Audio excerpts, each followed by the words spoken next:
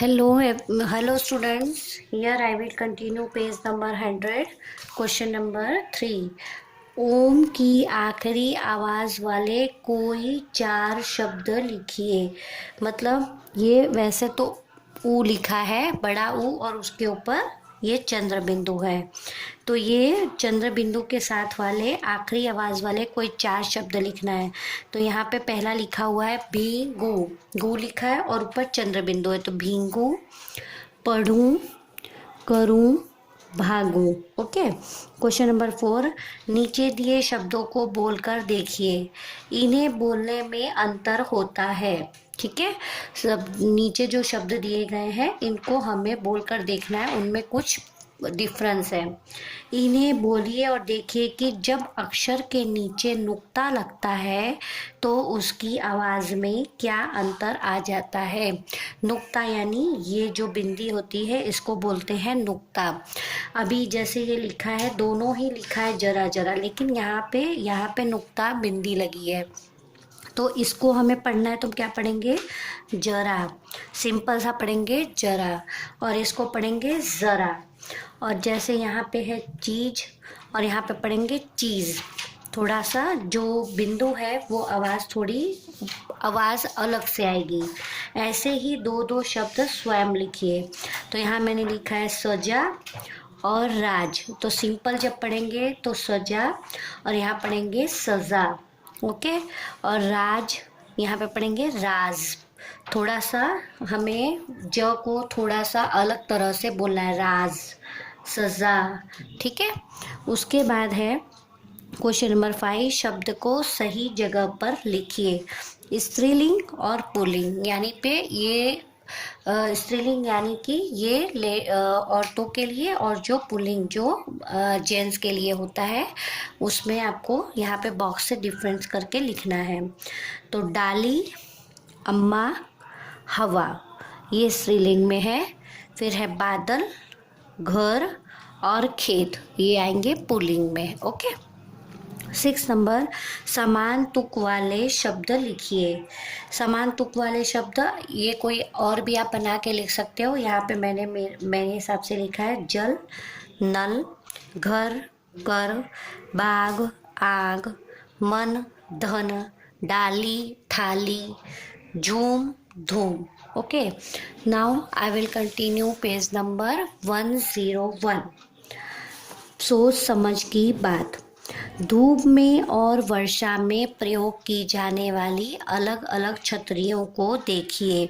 ठीक है, यहाँ पे आपको 2 अलग अलग तरह की छतरी दिख रही है। ये जो एक छतरी है वो कपड़े की बनी हुई है, और ये जो छतरी है वो प्लास्टिक के कपड़े की बनी हुई है। ये नॉर्मल कपड़े की है। ठीक है, कॉटन वाटन के जो कपड़े आते हैं सिंथेटिक के, उस टाइप के अच्छे डेकोरेटिव कपड़े की से बनाई गई है, जबकि ये सिर्फ प्लास्टिक के कपड़े की है। ठीक है। तो यहाँ पे दिया है कि धूप में और वर्षा में प्रयोग की जाने वाली अलग अलग छतरियों को देखिए। चर्चा कीजिए कि साधारण कपड़े की बनी हुई छतरी बरसात में प्रयोग क्यों नहीं की जा सकती। अभी देख यहाँ पे यहाँ पे ऐसा पूछ रहा है कि साधारण कपड़े की बनी हुई छतरी बरसात में क्यों नहीं यूज़ की जा सकती। ये जैसे साधारण कपड़े की है, ठीक है, इसको हम बरसात में क्यों नहीं यूज़ कर सकते। इसको हम, आपको जैसा कि पता है कि हम छतरी का यूज़ 2 मौसम में करते हैं। एक तो धूप में करते हैं यानी गर्मी के समय में, और दूसरा हम करते हैं वर्षा ऋतु में यानी कि मानसून के समय। तो जो गर्मी के मौसम में जो छतरी यूज़ की जाती है वो ज़्यादातर लोग वैसे जो बरसात में यूज़ करते हैं वही लेके चलते हैं, लेकिन ज़्यादातर जो छतरी होती हैं वो कपड़े की बनी हुई होती हैं। क्यों? क्योंकि ये धूप से हमारी प्रोटेक्शन करती है। ये ऊपर कपड़ा होता है, तो ये कपड़ा लगे होने की वजह से जो नीचे धूप होती है ऊपर, वो नीचे जब हम उसके होते हैं तो वो धूप उस कपड़े की वजह से हमारे जो बॉडी है उसको थोड़ा कूल रखती है। ठीक है, कॉटन की बनी होती है उसकी वजह से, ठीक है। लेकिन अगर वही चीज़ हम जब बरसात की छतरी यानी प्लास्टिक की बनी हुई छतरी धूप में लेके चलेंगे तो हमें ज़्यादा गर्मी फील होगी, इसलिए ज़्यादातर कपड़े की बनी हुई छतरी हम धूप में यूज़ करते हैं। लेकिन यहाँ पे ऐसा पूछा है कि साधारण कपड़े की बनी हुई छतरी हम बरसात में क्यों नहीं यूज़ कर सकते, क्यों? क्योंकि बरसात में जो पानी होता है वो कपड़े की बनी हुई छतरी बरसात को नहीं रोक पाएगा, ठीक है, और कपड़े की छतरी क्या हो जाएगी, वो गीली हो जाएगी। इसलिए बारिश में हम प्लास्टिक की बनी हुई छतरी का यूज़ करते हैं ताकि उसके ऊपर से जो बारिश है वो फिसल के नीचे गिर जाती है और छतरी पूरी की पूरी सूखी रहती है, और हम भी, छतरी तो गीली होती है लेकिन हम उसके नीचे जो होते हैं हम पूरे सूखे रहते हैं, हम गीले नहीं हो पाते। लेकिन अगर हम साधारण कपड़े की छतरी लेते हैं तो छतरी भी गीली होती है और उसके नीचे अगर हम लेके चल रहे हैं तो हम भी गीले हो जाएंगे।